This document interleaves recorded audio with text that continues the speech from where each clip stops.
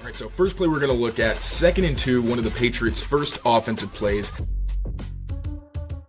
What's going on, everyone? Mike Kadlick, Taylor Kyles here for CLNS Media, back with another episode of the Patriots Daily Podcast, powered by our good friends over at Prize Picks and OMAHA Steaks. We'll talk about both those guys a little bit later on, but first, we got to start previewing Patriots versus Titans, a massive matchup this weekend in the NFL. Now, it wouldn't really sound like it. It wouldn't have been one, maybe last season with the number 1 overall pick and these terrible Drake Maye Patriots that were last year. But all of a sudden, there's so many storylines weaved into this one, Taylor. Even though the Tennessee Titans sit at just 1-5, they just fired head coach Brian Callahan this week. They're leaning on interim head coach Mike McCoy in the meantime. And as we all know, and as has been the talk of the town, Mike Vrabel, as well as a couple other of his players and plenty of that defensive staff, return to Nashville this Sunday. So there's a little revenge game style in this one.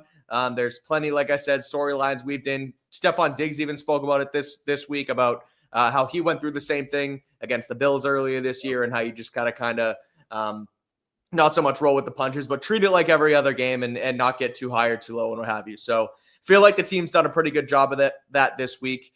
Tried to get some stuff out of some guys today, and they were basically just like, no, we're just, full steam ahead, not worried about all the noise. So they have taken down the noise, but we have not taken down the noise in the media.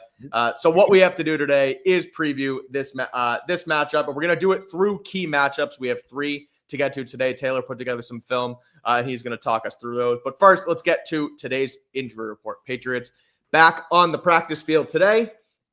Quickly, Harold Landry, Charles Woods, both did not participate. Charles Woods, a new one in that regard. Stephon Diggs, limited. Marte Mapu, limited. He was added to the report. Morgan Moses, limited once again. Jalen Hawkins, Anthony Jennings, upgraded to limited after not practicing yesterday.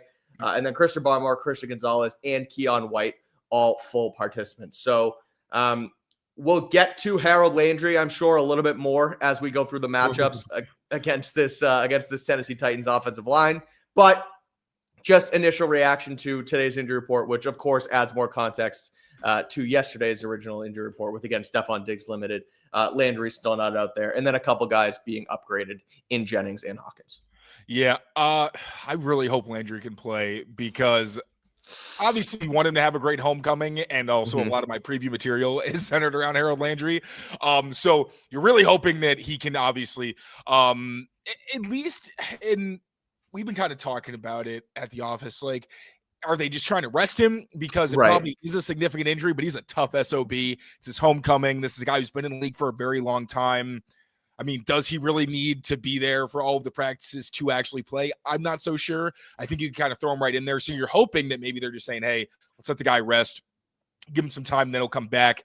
But yeah, I'm definitely worried about that one. Charles Woods, in terms of the special teams value, and also he is your 4th corner. So if anything were to happen and he can't play, you're going to Alex Austin, who, as we know, has been kind of cold lately. Maybe he could snap back, but the fact that he hasn't played, you have no idea where a player's mentality is going to be at and where his ability is going to be at when he's kind of thrown into the fire. Obviously, Alex Austin's done it in the past, but you're still hoping that Charles Woods is going to be around because he had the forced fumble last week. Didn't count because Vrabel didn't want to challenge due to it not really being enough of a payoff. But that's one I'm definitely going to be looking out for. Hawkins and Jennings being back is huge because if Harold Landry can't play for whatever reason, Anthony Jennings, that's where he typically lines up. Spent more time on the opposite side filling in or helping fill in for Kalen Chase on last week. But without Harold Landry, Anthony Jennings doesn't give you the pass rush, obviously, but at least you know what he's going to give you in the run game. And, was good at collapsing the pocket, which will be huge against Cam Ward, something we'll get into later. And Jalen Hawkins, you get one of your starting safeties back. That's obviously huge considering the chemistry that he's built alongside Craig Woodson. Kyle Duggar, interestingly, I actually thought we mentioned this. He was fine after his big play allowed. Didn't really give up a whole lot of other ones. He had a shoulder tackle, but for the most part, you didn't notice him for any bad reasons. And Zach Core actually mentioned today in his first press conference with us that he guessed wrong on that first play. Probably wouldn't have liked to call that blitz because Kyle Duggar was expecting something else, which we mentioned. It was very odd that he just kind of sat on a route versus getting on his horse and flying downfield. Maybe we, or at least I should have been more understanding of Duggar being a veteran. There was some reason that he used that specific technique. So if Duggar had to play, it's not the worst thing in the world, but at least now you really could potentially have your safety depth back for this week. Even though, the Titans aren't a huge threat to really take the top off or anything, but still you want to have that consistency in the secondary. Marte Mapu with the neck. I got to ask him what's going on with that exactly, because he's been on and off since last year with the neck injury. So that's just one where you got to kind of play it by day, play it by week, whatever the timeline is. Morgan Moses being limited with the hip, again, is definitely not great. I just feel like he's somebody who's just going to play. Like he's just someone who ends up on the list every single week and then just finds his way out there. But he's tough, and that was one of the things we knew when he got here. He's going to play through injury if he can. I wonder if it happened. There was a play where he fell down. I wasn't sure if he got tripped up, but also his base was kind of narrow. I think I broke that down in my Drake Maye film breakdown. But you expect him to play, just still, not great that he's limited, but he's participating. So yesterday he wasn't even at practice when we were there. That wasn't the case today. He was there for the full time. So Charles Woods, I'm a little bit worried about. Marte Mapu, TBD, but the rest is pretty much good news. Before we get into the breakdowns and before we hit a quick break here for Prize Picks, I know you're not into the drama and the storylines and you're the film guy, but I'm curious what your take is on the Vrabel return. And I know that, and I did think it was super cool that he reached out to Brian Callahan this week and kind of gave his condolences for losing his job. Again, it's a human game, it's a human sport, and sometimes it doesn't feel like that all the time. But from Vrabel's angle, from the defensive coach's angle, and from some of these players that are going back there, do you think that, as much as they're trying to take away that storyline and keep everything the same, how much do you think it truly creeps into their heads? And in your opinion, do you think it's a good thing, or do you think it can kind of get in the way and kind of end up making it more than what it actually is, which is only a Week 7 football game? Well, to be fair, we've already kind of seen how they respond when somebody on the team is going back home with Stephon Diggs. And of course, Mac Hollins to a degree, but mostly Stephon Diggs. And they showed out. And I think this is going to be one of those weeks, kind of similar to that, where it's like, Diggs acknowledged the emotions of it. Everything with the Patriots has kind of been pushing it aside, but I don't buy that for a second. I think they will keep the main thing. I think that they will be focused. And I think they're going to have a fire under them and they'll want to play well. And if they win, I think it's going to be one of those, the locker room explodes in a way where it's like, you were lying. Clearly. We didn't talk. We're not talking about it until the clock hits zero type thing. And then once the clock hits zero, everything hits the fan. Especially on defense, this probably means a lot because a lot of their coaches were on that Titans staff as well. So, I don't necessarily buy that this is just any other game. I think they will prepare like it's any other game because it's the NFL. Consistency is huge. I'm for sure Vrabel learned that from probably, multiple coaches, but specifically Bill Belichick, when you're going to the Super Bowl and trying to keep your routine as similar as possible because you want to maintain that level of focus. So, I think that everything until the end of the game is going to be about business as usual, even if the emotions for some people aren't there. But you're going to see all of that if they're able to pull this one out, as obviously they should. If they do and they get the Vrabel locker room speech, I feel like he is going to say a little something like, someone's giving him the game ball. We knew. Yeah, right. And almost like whether it's him or whether it's a captain, it's like, no, we knew this one actually did mean more. We just nobody could say it until the clock hit zero. So no, I'm with you. I think that's probably the way to look at it, where I think it does help them. I don't think it necessarily hurts them because there is evidence from that Buffalo game that kind of showed that they can rally behind things like this. The other little angle is the interim coach angle. And I looked into this a little bit today and wrote it for Sports Illustrated, just how interim head coaches have fared in their first game, because it kind of feels like sometimes these teams do get a little bit of a boost, right? There's a little bit, not so much a culture shift, but it's a different voice trying to say the same thing. And when a coach gets fired, everybody in the building knows, oh shit, my back's against the wall too. I need to go out and give a little extra. So I went back to 2000, and 48 head coaches have been fired midseason since 2000. In their first game, the interims are 20-28. So that's not bad. That's really not bad. Right. And from 2000 to 2009, they were 2-14. Or 2-12. So back then it didn't start as hot, but recently, since 2018, first-time head coaches as interims have gone 9-9. So there's a little bit of an uptick there. It's also, I noticed, and not that this really matters, but since 2000, like there were a couple of years that no head coaches were fired midseason. There were a couple of years that one. There's been 3 head coaches fired in each of the last 3 years, and 4 of the last 5. 2021, there was only 2. So teams just move on midseason now, and they don't even care. Like it's kind of a wild thing.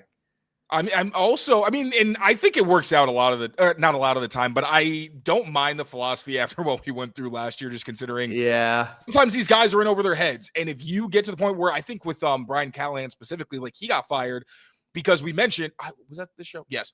JC Latham getting yelled at by Jeffrey Simmons being like, you're not practicing hard enough. Right. And that was a whole story where it wasn't just JC. Apparently that was one of the worst practices or the worst practice they had. And Simmons spoke out about it and was like, we are not doing enough.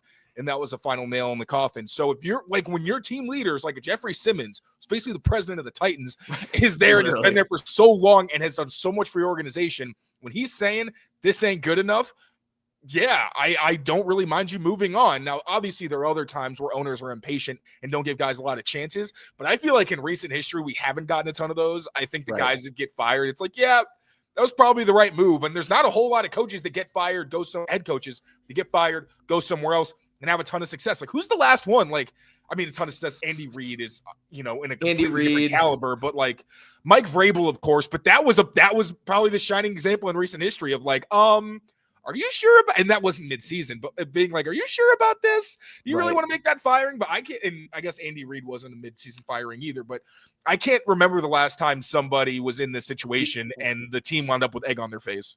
What do you think of like a Ron Rivera getting fired in Carolina? Like he got a second chance, but he was never great in Washington again. Like I'm just looking. It's like one of the better case scenarios now that you mentioned it. I think he probably landed on his feet more than most have. Most coaches that are fired midseason, it's like this is way too far gone, and we have to pull the plug now instead of wait till the end of the season. So they're not likely to get another chance or succeed elsewhere. This list is full of a good number of guys who just got canned midseason. I don't want to be a jerk, but like, do you think there was any chance Mayo would have gotten fired midseason if he wasn't so close to Kraft? I wonder if that's just a Kraft thing where it's like, we're going to at least just give this guy enough respect to play it out the year, no matter who it is. I don't know have they fired a coach midseason? I don't think they have. Like, I feel like they've generally just waited it out.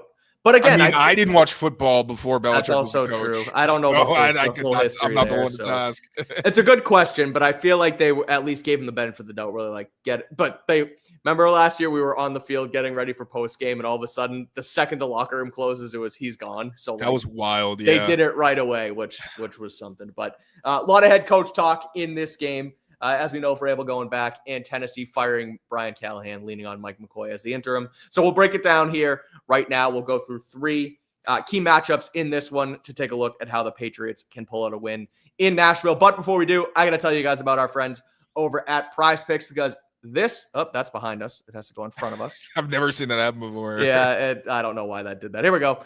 PrizePicks is the presenting sponsor of the Patriots Daily Podcast. This episode and every podcast here on the CLNS Media Network is brought to you by PrizePicks. You and I make decisions every single day, but on PrizePicks, being right can get you paid. So don't miss out on any of the excitement this football season on PrizePicks, where it's good to be right. PrizePicks is the only daily fantasy app that offers stacks, meaning you can pick the same player up to 3 times in the same lineup. For example, tonight, Aaron Rodgers, Pittsburgh Steelers taking on the Cincinnati Bengals. You can put Rodgers in your lineup with more passing yards, more rushing yards, more touchdowns, all in the same one. You can put them in the same lineup. You don't have to divvy them up, and that is only on PrizePicks. So right now, get in on the action with us today.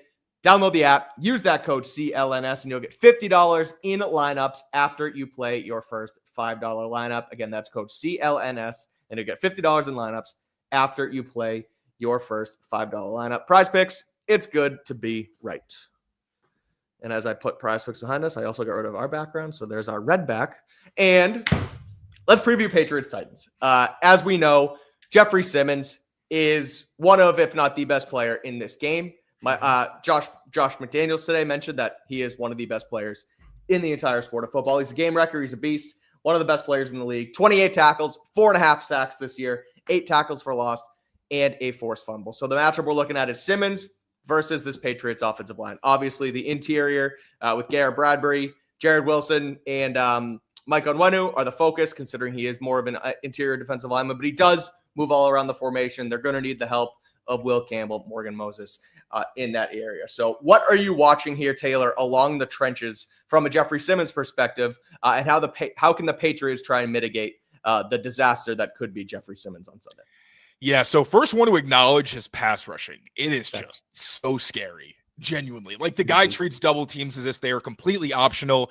He is massive. He's fast. He's a great athlete.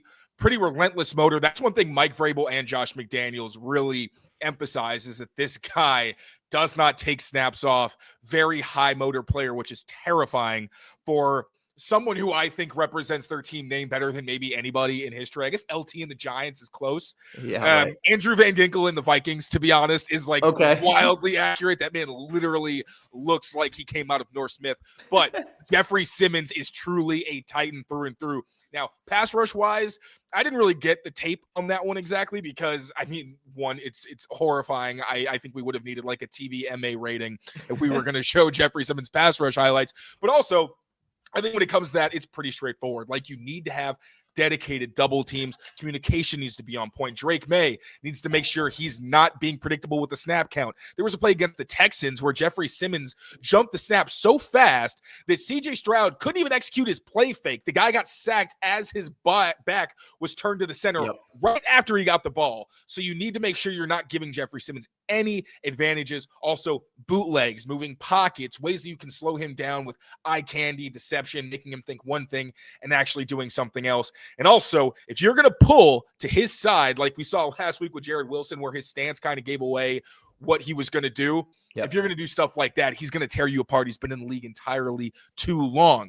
But the pass protector for the Patriots has been pretty good. They have not faced anyone like a Jeffrey Simmons. I think Cam Hayward was probably the closest thing in terms of just a massive body who's so smart. But Hayward doesn't have the athleticism and explosiveness at this point in his career that you see from Jeffrey Simmons. But pass rush-wise, Garrett Bradbury, Jared Wilson, and Mike Onwenu have not allowed a sack this season.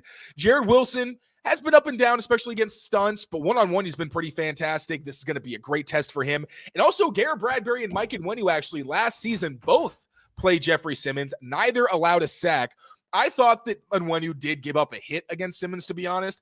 Garrett Bradbury wasn't one-on-one against him very often, but even when he was, you can see you don't want Bradbury one-on-one against Simmons, and if it happens, Drake's going to have to let that thing go very quickly, right? Because, like, just it's physics, right? Jeffrey Simmons, there's not a lot of linemen, period, that can go toe-to-toe with him with any consistency, so be conscientious of that in the pass game. But I think they can manage that, right? Josh McDaniels with the play calling. The offensive line has been very good. Drake Maye getting the ball out on time and protecting it very well.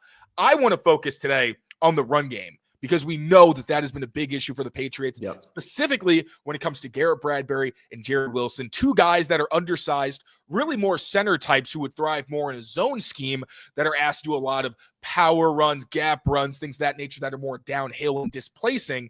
It's going to be tough for them, but I got a couple plays where I think it would work out well for these guys, especially against this Titans scheme. Let me get this up on the screen. So first and foremost, we are going to have an outside zone run to the left from the Houston Texans. This was a couple weeks ago. So we are going to have Jeffrey Simmons. Basically, if you're looking for the red sleeve, in the interior, you'll find Jeffrey Simmons. He's right there.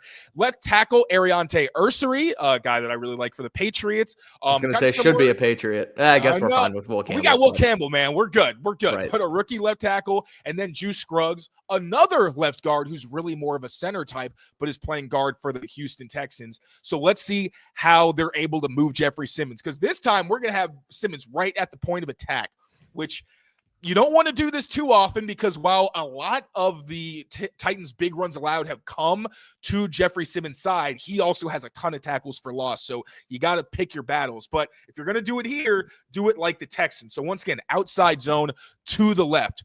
We're going to get a great double team here. Or I'm sorry, he's going to go down and stunt inside, actually. So Juice Scruggs does a great job reacting, pinning him with the center, and then you're going to get Ariante Ursary getting to that second level and taking on 21 to get him out of the gap and clear. Then Ursary does a great job coming off that combo block, passing it off to the center, climbing, which has been something the interiors had trouble with. Not only just getting that double, but then coming off and getting the second level. That's why we haven't seen a whole lot of explosive runs for the Patriots. But here, once again, you're going to get it from Ariante Ursary. You're going to get it from Drew Scruggs. Boom. Look at that hole for the running back. Yep. He's going to exploit it, get a nice little juke on the secondary player, dive into the end zone for a touchdown.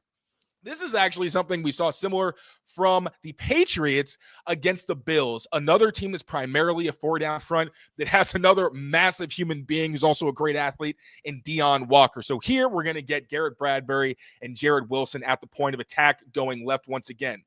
Now, it's not a bad double at the very beginning of the play before the handoff, but you're going to see as Garrett Bradbury comes off the block to try to reach the second level, that creates an opening for Walker because Wilson has not secured the block. That's going to essentially blow up this play. Also helps that Will Campbell hasn't gotten quite enough push against A.J. Epinesa, who's also set himself a very good edge. So Jack Westover gets to the second level, but it doesn't matter because Walker has split what was originally a double team because Wilson couldn't take over. There's nowhere really in terms of outside push. Antonio Gibson runs into a wall and gets stopped there, right? So in the last example, much better job getting on that combo and getting to the second level. We don't get that once again on this example, even though we get a solid combo or second level block from Jack Westover. Garrett Bradbury at the second level. Yeah, he ends up on the ground, so it's not great. So moral of the story, these double teams and climbs have to be better. But you could also say, you know what? We're going to go downhill, right? We still want to run and be powerful down the middle of the offensive line. And sometimes you're not going to want to run at Jeffrey Simmons. Maybe you want to run away from him. In this example, that's exactly what the Rams are going to do. We're going to have a Shy Tuttle, who I've never heard of, but what a name for that young man. A Shy Tuttle on the inside. Sebastian Joseph Day, who's also a fantastic run defender for the Tennessee Titans. He and Jeffrey Simmons are actually tied for the second most run stops among interior defensive linemen. The only person with more is the Jets' Quinnen Williams. So he is a legitimate problem. So you're going to get these guys at the point of attack with Kevin Dotson at right guard, right tackle Rob Havenstein, and Tyler Higbee at tight end. All these guys are going to be at the point of attack. This is also a look that we see a lot from the Patriots. We know the Rams have taken a lot of the Patriots downhill scheme. You're actually going to see almost an identical play from the Patriots. But we're going to run this away from Jeffrey Simmons, see how this one works. So we get a very nice combo once again at the point of attack on Shy Tuttle. Havenstein's going to come off of that, climb to the second level. Higbee gets just enough of Sebastian Joseph Day for Kyron Williams to make it to the second level. And once again, as Havenstein gets to the linebacker, I think that's Cody Barton, gets that hand on the outside shoulder. That gets Kyron Williams matched up on the safety. An explosive gain there for the Rams. Similar play in the low red zone from the Patriots. Same formation. You got the two tight ends on the end here, but the Patriots are going to run it to the left, where we've actually seen them run more of these duo and downhill gap runs than I expected. I thought the left was going to be all zone and athleticism. Not the case. They run a lot of different things to the left. Once again, Garrett Bradbury and Jared Wilson at the point of attack.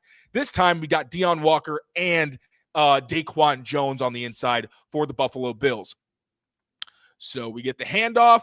Now they're trying to get the combo on Daquan Jones, but there's a blitz from Bernard, the linebacker. Jared Wilson tries to come off, can't do it in time, so there's immediate penetration. And you're also going to see on the combo on Deion Walker, Garrett Bradbury and Mike Nwenu are going to combo on this block. But once Nwenu comes off, Garrett Bradbury has not taken over. He gets thrown to the ground by Deion Walker. So both defensive tackles end up helping out on this play, obviously with the linebacker blitz as well. Wilson can't get the blitz.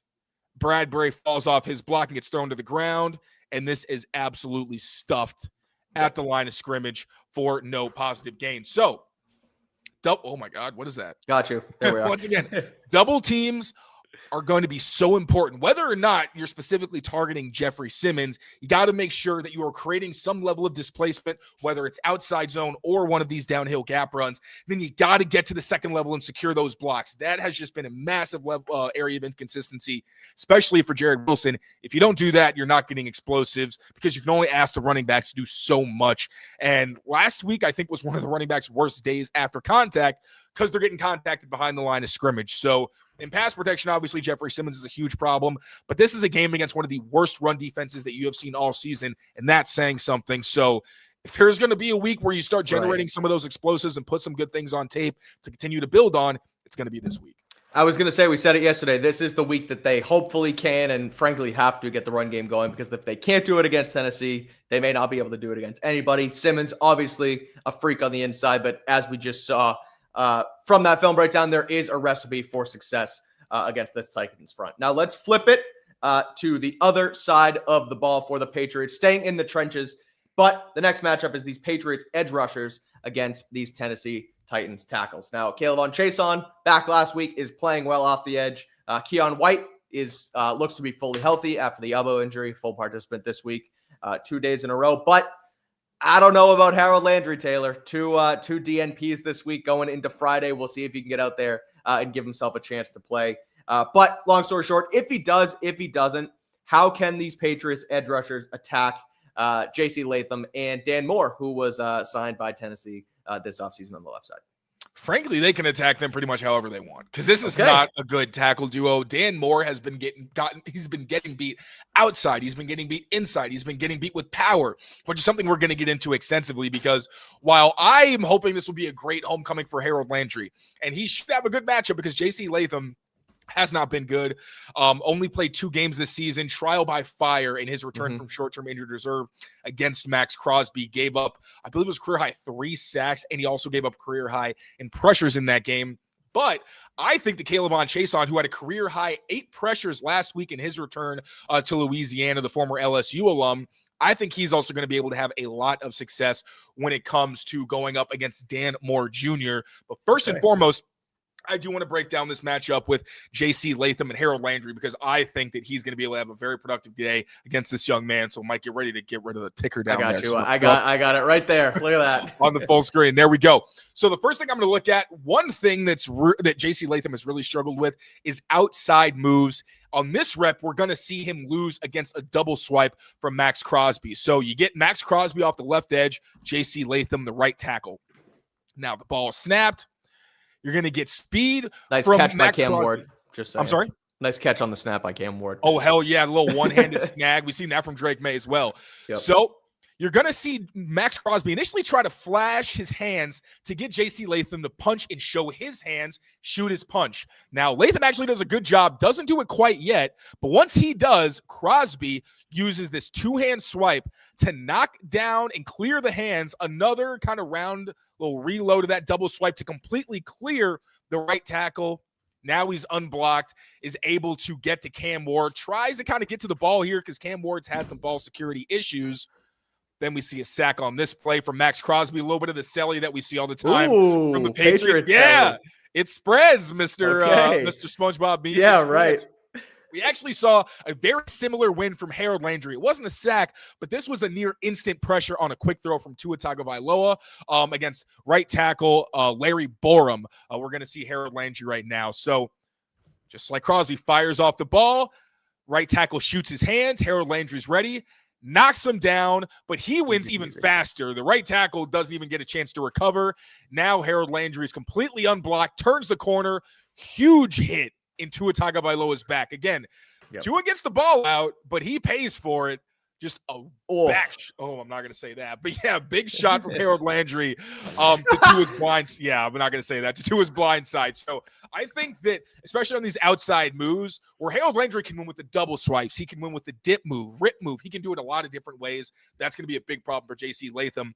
But again, as I said, I think Dan Moore Jr., the left tackle, is going to have his hands full with K'Lavon Chaisson, especially if they don't give him chip help. But even if they do, Chaisson can win a lot of different ways, and we're going to see that here. So we're going to see him win on a bull rush. Once again, left tackle Dan Moore Jr. against edge defender Josh Sweat, who I spoke to at the Super Bowl. Trying to recruit him to the Patriots. It didn't work. But you know what? K'Lavon Chaisson is earning every penny that he's making and then some. So I ain't mad about it. But they're actually going to even try a little bit of chip help here, what we see from Chaisson. Sweat does a good job anticipating, kind of lays that one. And now Dan Moore Jr. completely exposes his chest, right? He's going to try to shoot with wide hands and basically steer Josh Sweat around the corner. Josh Sweat sees this and says, I'm going to put my hands right through your chest and walk you back. Condensed pocket. Cam Ward tries to step up and escape. Josh Sweat does a great job keeping this outside arm free, slows down Cam Ward, retraces, and is able to get his shoe to bring down the quarterback. Now, we saw a similar win last week in that great performance from Chaisson against rookie Kelvin Banks. Now, once again, no chip help here, just speed. Kelvin Banks has given up his chest. Chaisson says, bet I'm going through you, young man.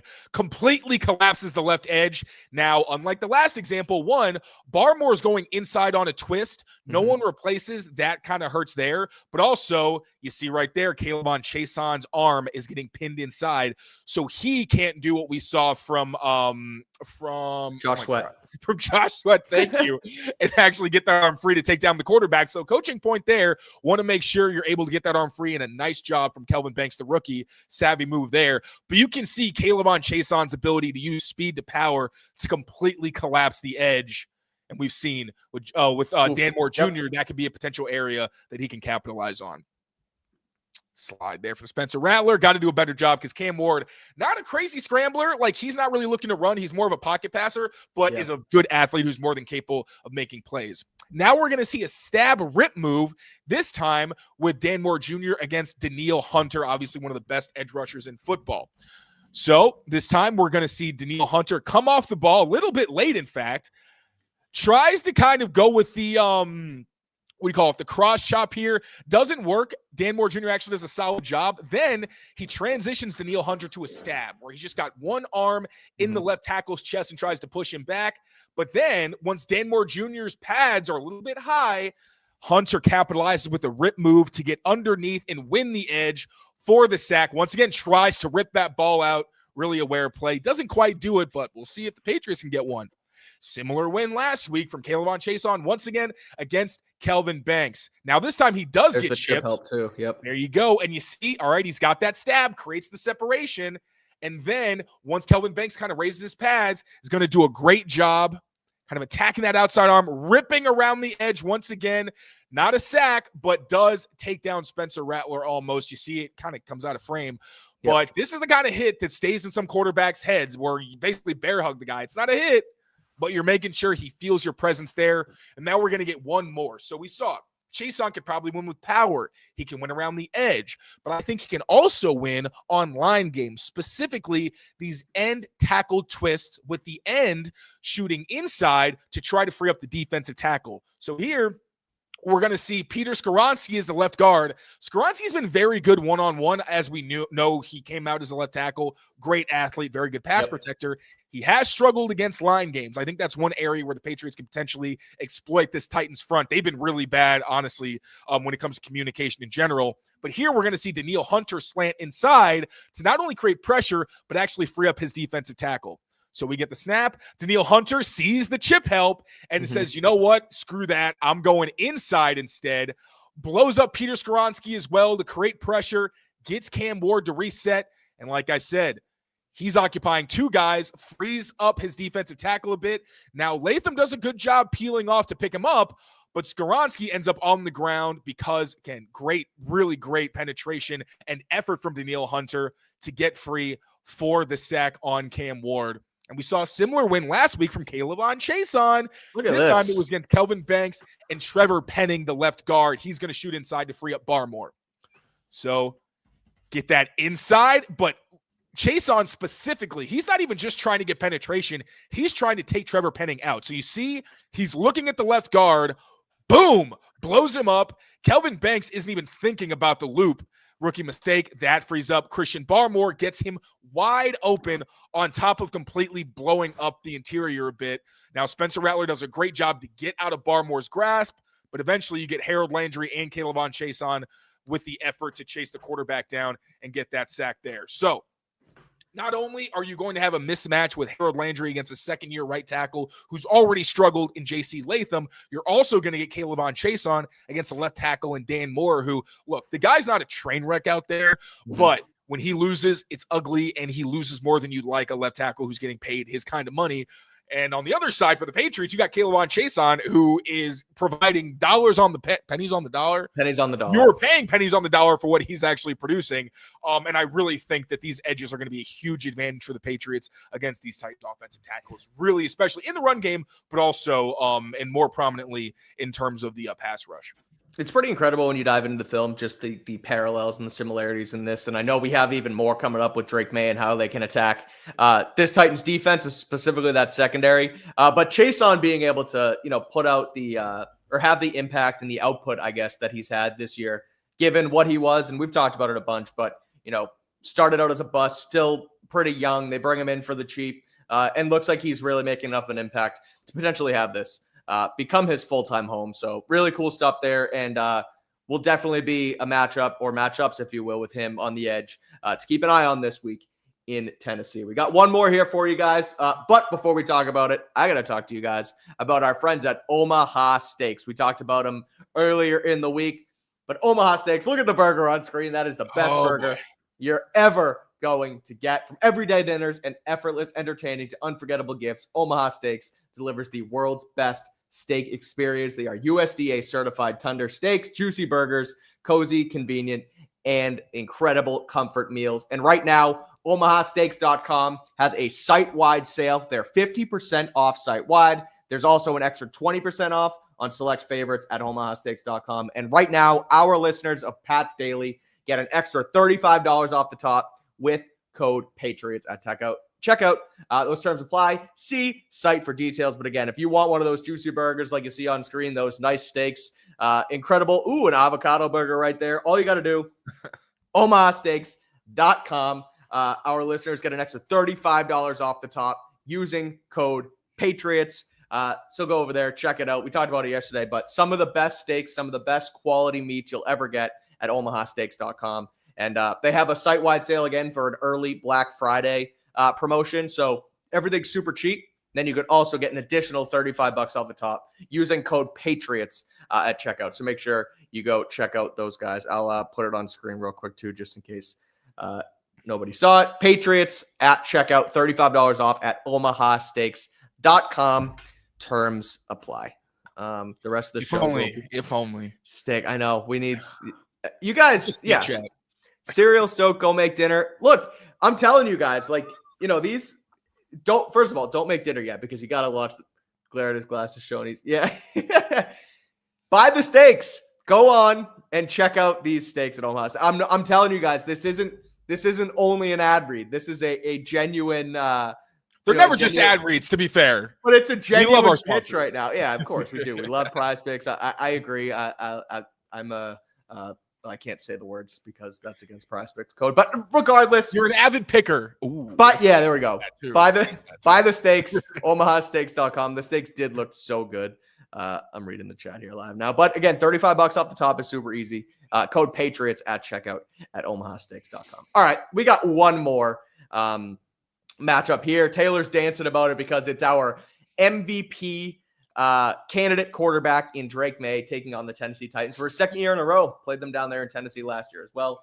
Couldn't get the job done. Had that crazy play to Ramondre Stevenson. Threw a pick in overtime, as we know. But this is a new Drake Maye playing at an MVP level against this Titans defense filled with some decent players. Obviously, Jerry Sneed. Amani Hooker is an okay safety. They did trade Jarvis Brownlee this year to the Jets, and everybody was up in arms because he was one of their better quarterbacks. And he's playing well. and he's playing really good in New York. So front office made a silly decision there. But I digress. Drake Maye going in. I mentioned it, playing some of the best football he's played in his young career. Can he continue it against this Titans secondary? And if so, how does he do it? Yes, he can. Now, The Titans have not been tested deep very often. They have some of the fewest deep attempts against. Yeah, baby. Yeah, baby. Steak comments on. You can keep going. No, you're good. Yes. Drake Maye, I absolutely think he's going to be able to air it out against this Titans secondary. Now, I think he's going to have to pick his spots. because these are some experienced players. Like, you don't want to just be throwing this into bad windows, but Drake does a very good job of picking his spots. And I think they're going to be there because teams haven't tested the Titans deep very often, but when they do, you see some ways the Patriots can be successful. And a big reason for that is that a lot of the deep passes that the Titans secondary has allowed are actually some of the same concepts that Drake Maye had success with last week in New Orleans. So this is even going to be more fun if you didn't watch the Drake Maye film breakdown. We're kind of going to get a little bit of that right now. But it was crazy. Like, this episode in a lot of ways wrote itself. We saw with the pass rushers and how there were a lot of ways that the offensive tackles lost for the Titans in ways that the Patriots edge rushers have won this season, kind of similar with the run game.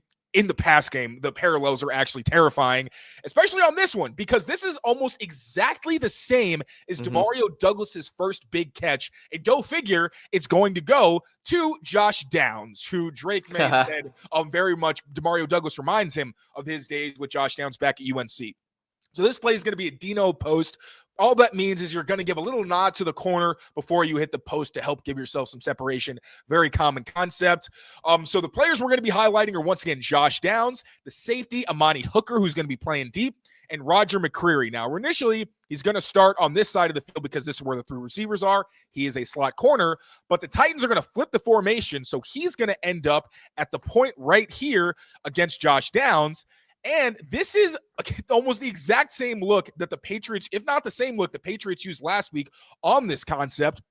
Once again, with Josh Downs, an undersized receiver on the line of scrimmage. If I'm a defense, my alarm bells are going off. It's like, why is this guy in this position that he's not normally in? Well, it's because he's about to take the top off. Now, you're going to see Josh Downs, a little stutter off the line, is going to win man coverage, get over the top of Roger McCreary. But McCreary also knows that he's got some deep help. So he's in trail position. He's not really in a bad spot right now. But you know who is in a bad spot is Amani Hooker, because Josh Downs has done a great job of selling this inside nod. And then you're going to see, or outside nod, I'm sorry. Then you're going to see him turn, and then it forces the safety to speed turn and flip his hips. And you know what else is a very funny parallel on this play? If you look in the backfield, they may be in shotgun, but what are the Colts running? A half boot. Oh, yeah. They're going to fake outside zone to the right, have Daniel Jones look like he's going to boot all the way to the left, stop on the hashes, rip this deep to wide open Josh Downs. Downs catches it to set up the Colts in scoring territory. He didn't get in the end zone, but we know Pop did against, once again, this is the same look. It's not the same shift. Instead, what we're going to get is Hunter Henry alone coming from the left side of the field to the right to create the bunch look. And the players we're going to be focusing on are Demario Douglas at the point, once again, in this stack for now, it's going to turn into a bunch, with Jonas Sanker, a rookie, at deep safety, and Quincy Riley at cornerback for the injured Isaac Yiadom in this game.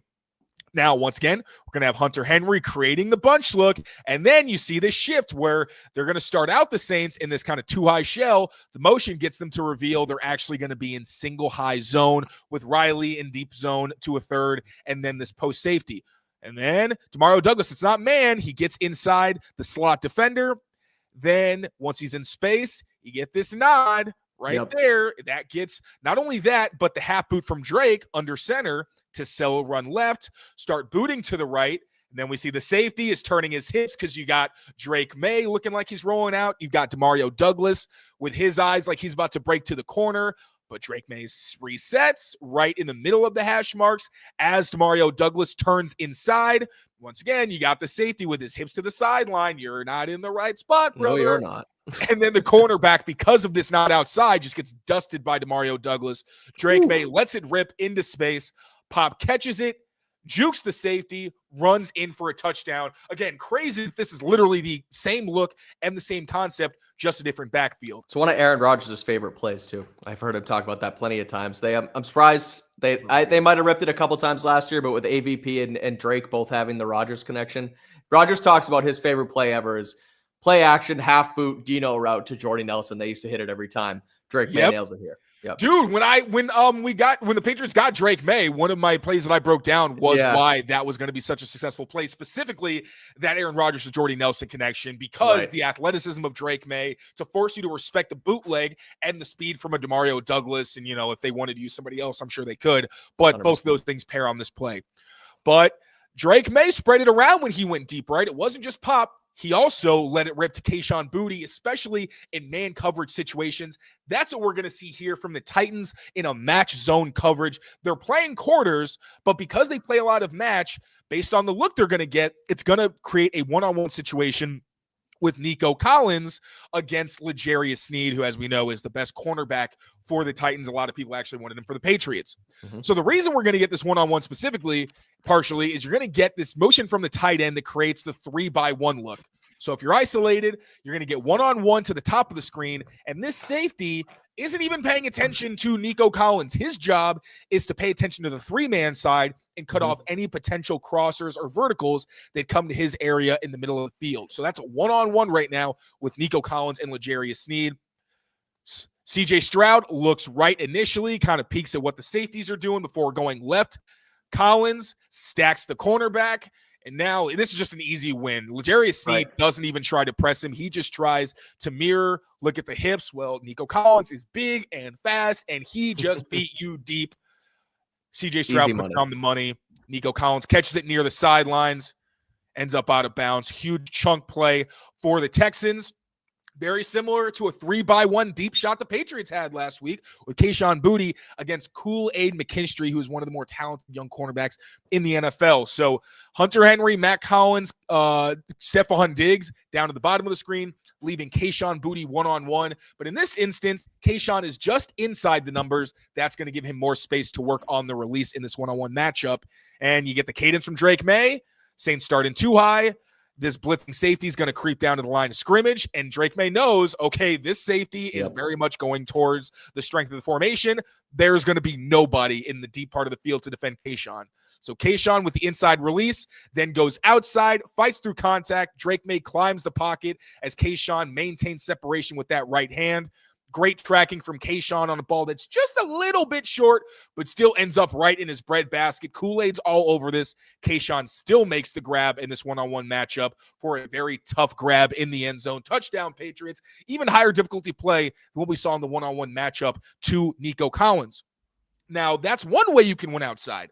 Another way I think you can win outside, specifically against zone coverage for the Titans, is going to be on double moves outside, specifically out and ups, which we also saw from the Patriots last week.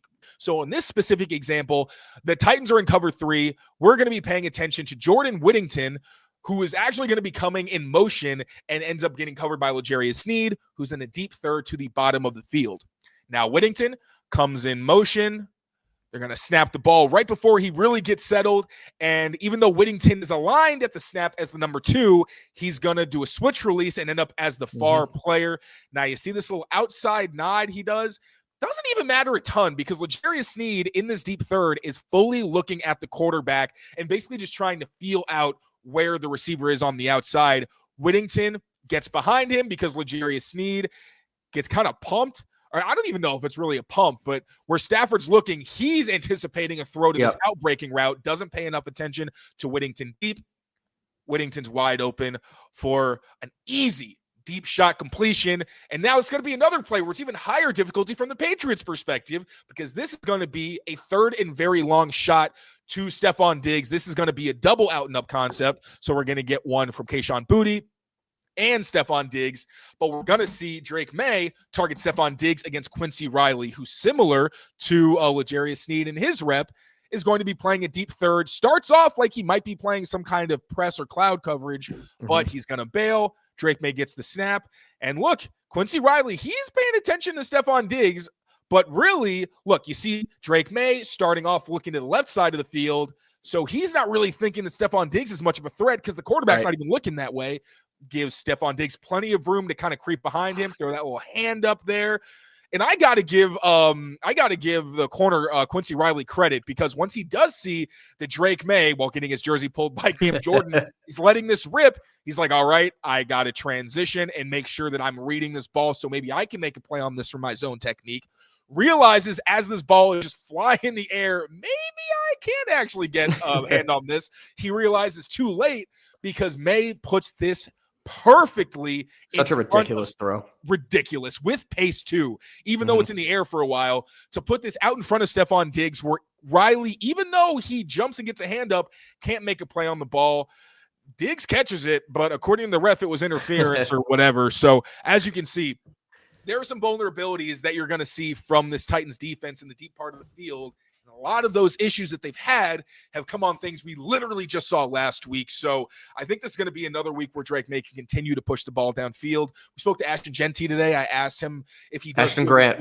Ashton Grant. What did I say? Oh my God, Genty, that was crazy. I spoke to. I'm literally like Barbara from Abbott Elementary. I'm awful with names, and I don't even realize I'm doing it. But yes, we spoke to Ashton Grant today, and he said that Drake Maye probably is getting more comfortable, and that may be part of the reason that we're seeing him just look looser in this offense, really start playing his brand of football. The Titans better hope that Jeffrey Simmons has a very good day, because if there's no pressure on Drake Maye and he gets these pockets to step up into again, it's going to be a long day for the Titans. It's going to be an exciting one is what it's going to be for the Titans, for the Patriots. A lot that we just broke down here. If you guys came late, we did 3 matchups that will make this Patriots versus Titans game. Coming up on Sunday afternoon, we took a look at Jeffrey Simmons, Tennessee's star defensive tackle against this Patriots offensive line. We flipped it, talked about the Patriots edge rushers against this Tennessee offensive line. And then, of course, as you just saw, Drake Maye against this Tennessee secondary. I don't know why I said Tennessee as weird as I just did, but I digress. That's going to do it. Is it going to do it? That is going to do it. We are powered by our friends at Prize Picks. So head over to Prize Picks today. Use code CLNS. You get $50 in lineups after you play your first $5 lineup. I'll have something up for tonight's Thursday night football game, so make sure you check that out. And we're also powered by Omaha Steaks. We talked about Omaha Steaks a little bit earlier today. But if you are interested in getting in the steak game, go to omahasteaks.com. Use code Patriots. A ton of site-wide stuff there. Site-wide sales, early Black Friday sale on omahasteaks.com. You get an additional $35 off the top with code Patriots. Taylor, great job today. Good breakdown as always. Good stuff, but really the attention to detail, which everyone saw, the fact that the Patriots can truly win this game based off things that happened to Tennessee earlier in the season. Super cool to see. So if you came in late, make sure you check out the whole episode. But we'll be back tomorrow, Friday, Discord day. So make sure you check us out over on Discord, clnsmedia.com/Discord. We will do a members chat. Everyone's welcome. Members ask the questions. And then Sunday comes, and it's Mike Vrabel's return to Tennessee, and we'll have post-game coverage after that one. So as always, everybody in the chat, watching live, we thank you. Rate, review, subscribe to Patriots Press Pass. Stay tuned here because it's 6:55, 7 o'clock. Patriots Beats coming up with Alex Barth and Brian Hines. So until next time here on Patriots Daily, take care of yourselves, take care of each other, and we will see you next time. Peace out, everyone.